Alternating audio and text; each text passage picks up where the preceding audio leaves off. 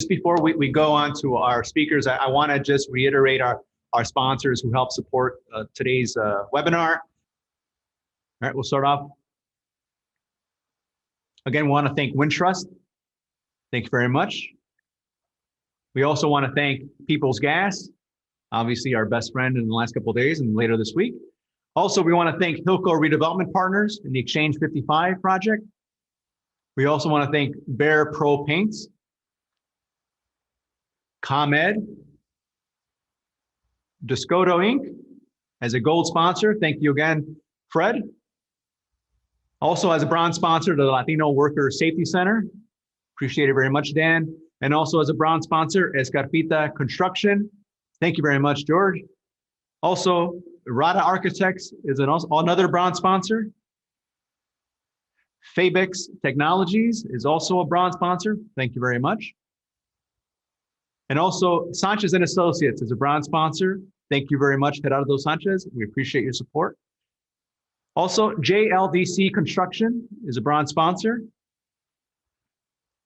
And then just a quick shout out, our member anniversaries, two big pillars of our organization in terms of membership. For 30 years, they've been we want to celebrate them. Ornelius Construction Company, Jaime Ornelius, thank you very much. And Scale Construction.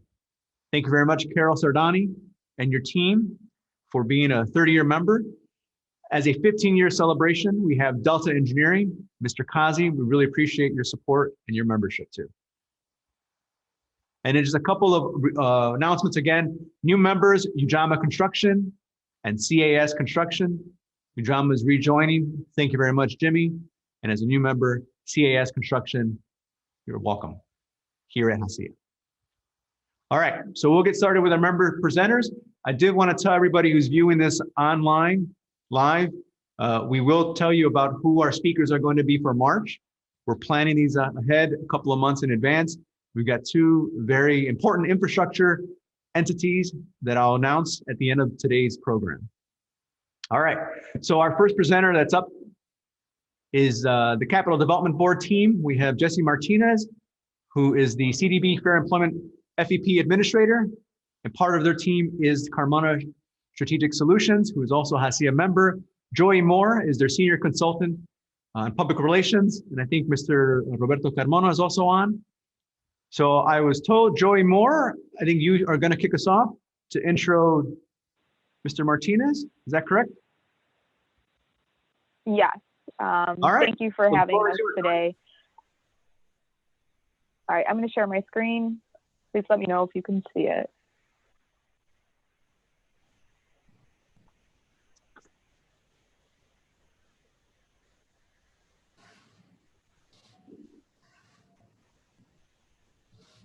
Jesse, can you see it? Yep, we're good. Okay. All right, you're good to go, Jesse. I appreciate it, Joey. I always want to thank Joey for putting up my high school picture. It's always appreciated. It's the nicest one I could find. I've been peddling that picture around for many years and it still works, so I'm sticking to it.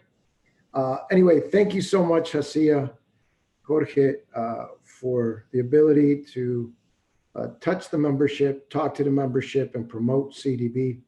I always brag about CDB as the best kept secret in the state of Illinois, especially now. I think we're the best. We're the popular kid in school again. We have projects. We have lots of projects. We pay on time, and you know, we have a good culture, and we treat our contractors fair. You might not like the answer, but you're going to get an answer. And I think we always strive to be a good partner, industry partner in the vertical construction space.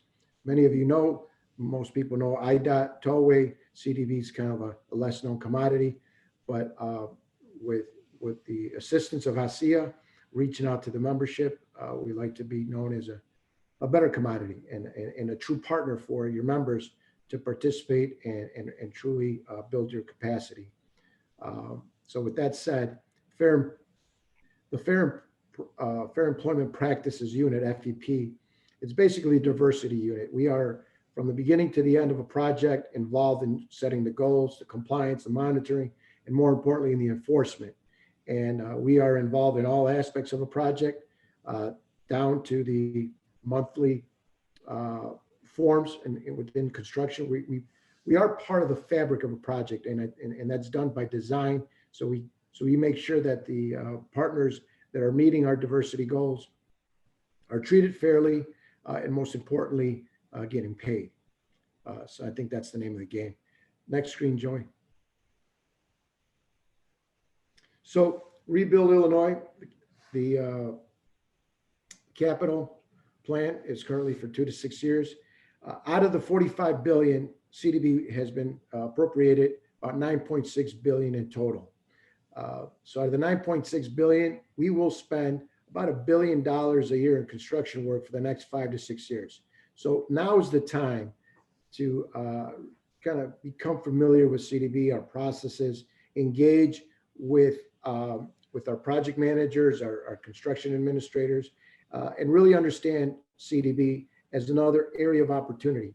5.4 billion for state facilities, 2.6 billion for deferred maintenance, 4.2 billion for higher ed, and 2.9 for capital renewals. So that's where we are with future work and opportunities that are coming down the pipeline. So Joey, next screen. I want to kind of walk you through the website to show you what's active. Not, and for those of you that I know some of your members are already engaged with CDB, part of projects at CDB, but for those that are new, I want to walk you through the construction bulletin.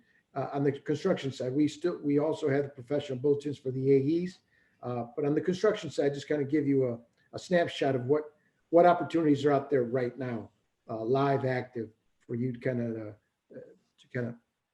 have an inventory of the potential. Joey, can you hit the construction bulletin? And if you bid information, you scroll down to solicitations.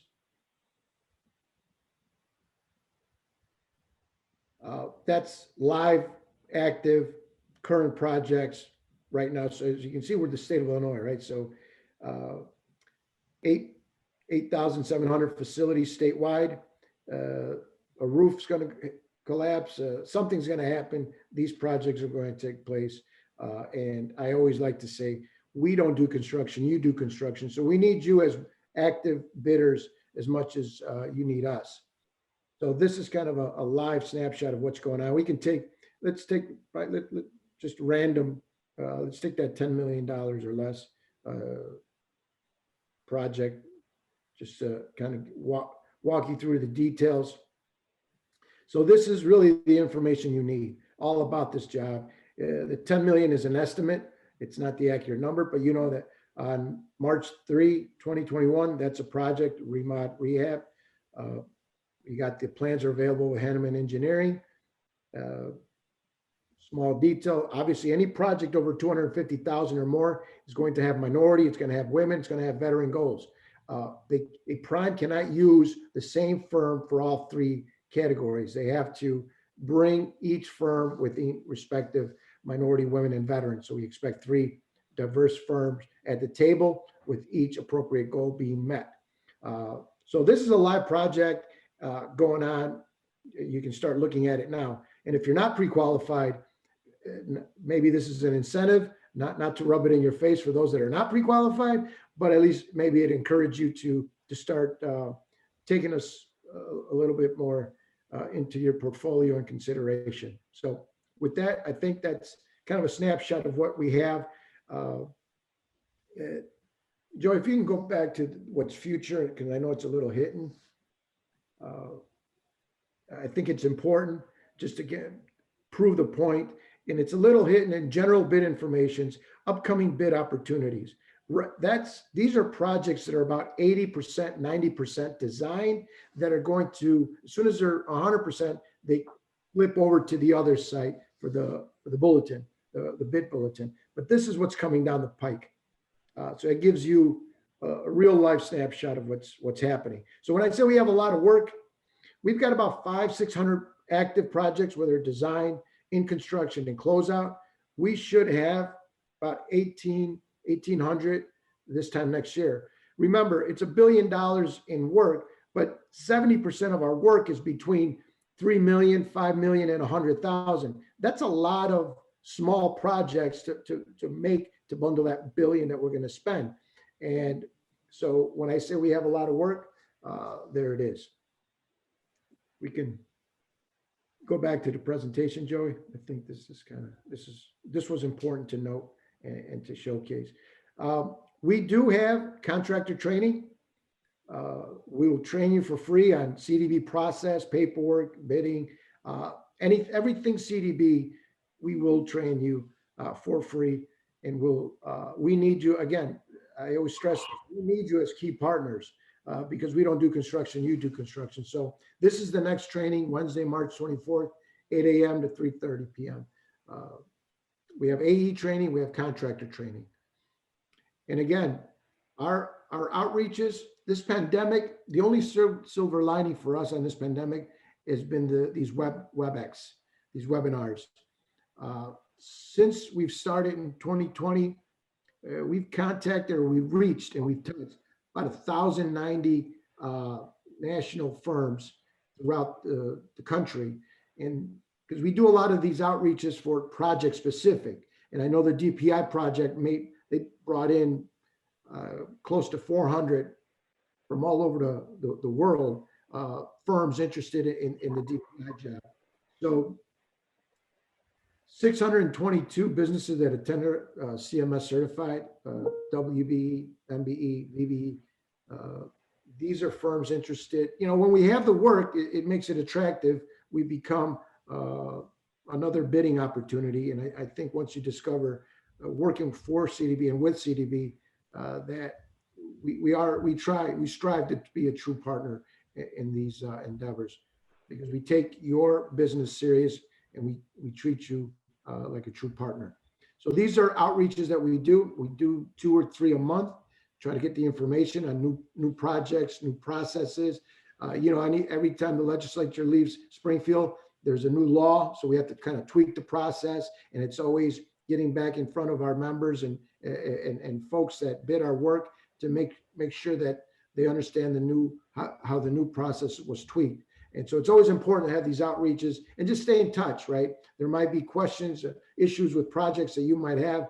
I'm an email away. I'm a phone call away, you know, to help out once you are engaged with CDB. Next slide, Joey. This is a project-specific virtual outreach meeting on this specific project. This is kind of the flyer that, and if you're interested in attending any of this, shoot me an email. Joey will connect.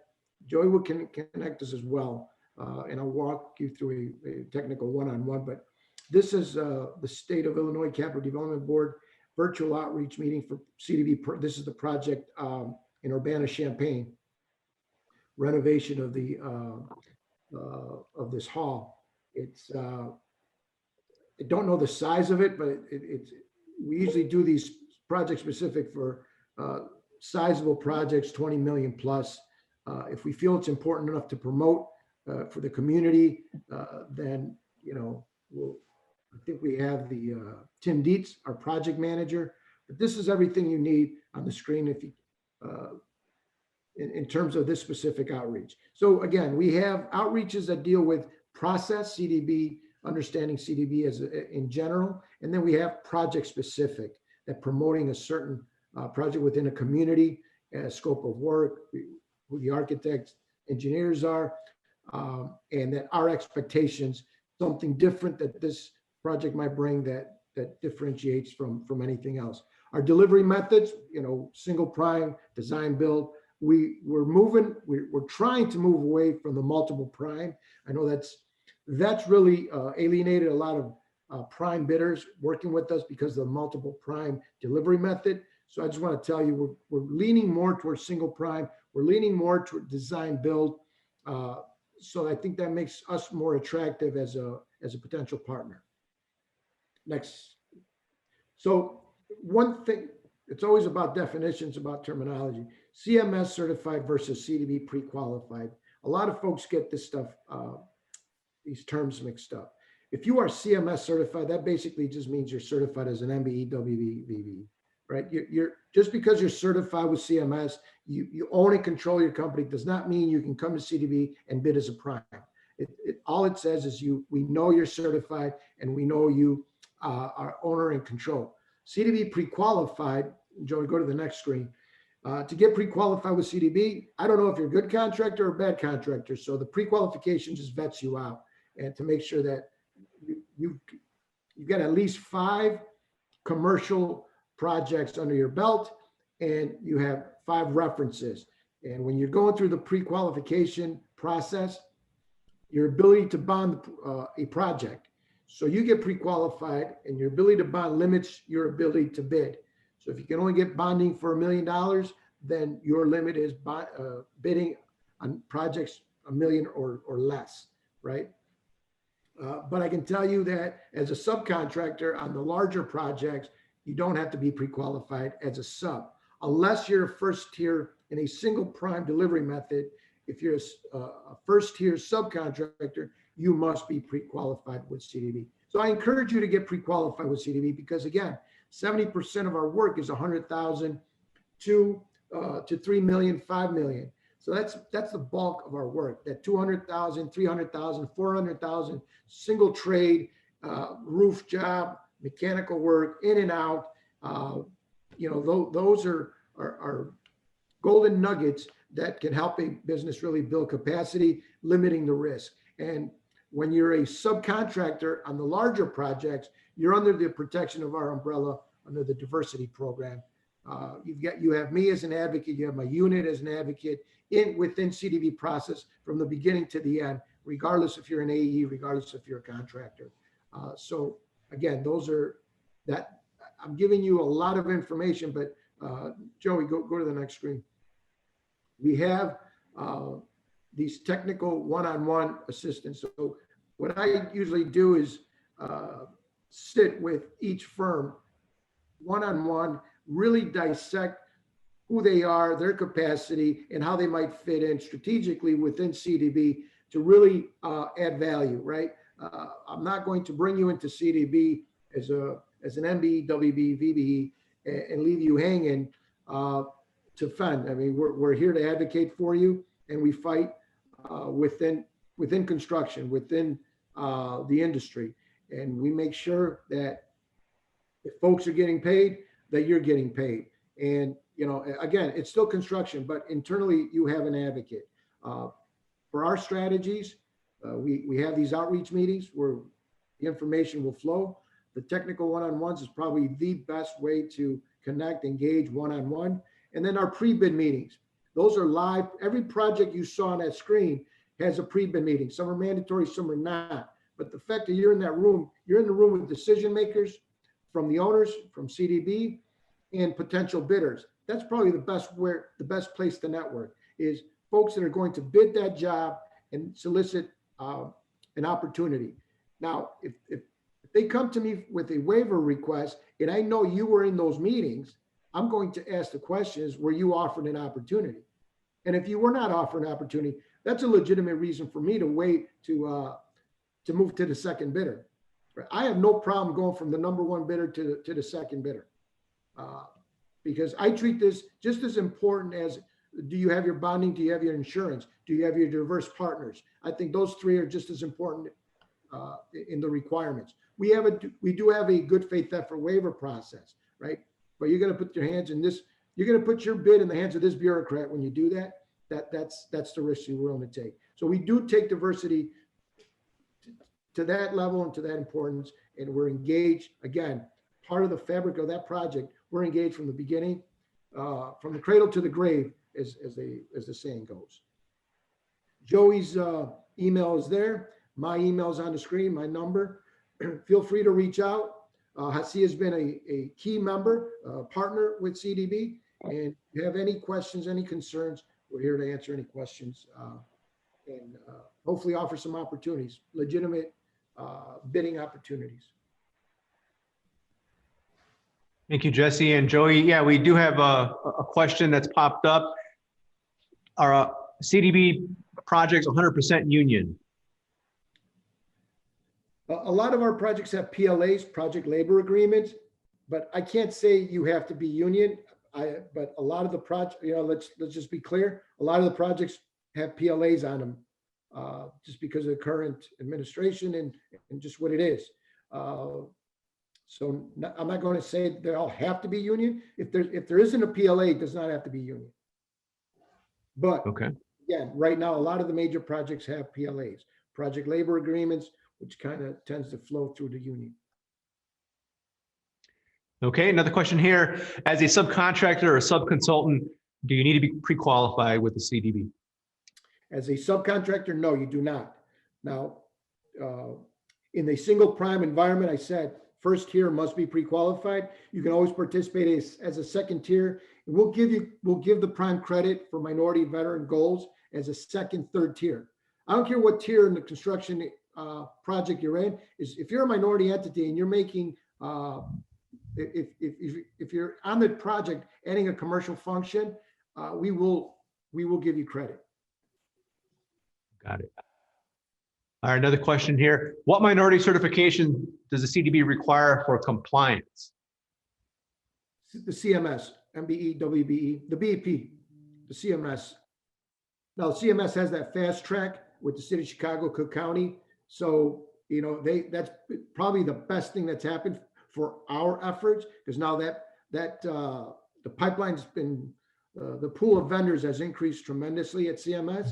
So if you're with city of Chicago or Cook County, it's a very quick turnaround. And when I say it's within the day with that fast track. All right. All right. Does the CDB have or plan on having a OSIP or owner controlled insurance program? Not that I'm aware of. Okay. Answer is no. Okay. But we can have a discussion. I'm assuming that's a loaded question, but. Okay. Nope, that's what was posted. So, all right. We don't have any more questions, Jesse. So I do appreciate you taking the time. I appreciate the opportunity to promote our projects and promote CDB and hopefully offer our portfolio of opportunities to your members. Thank you again.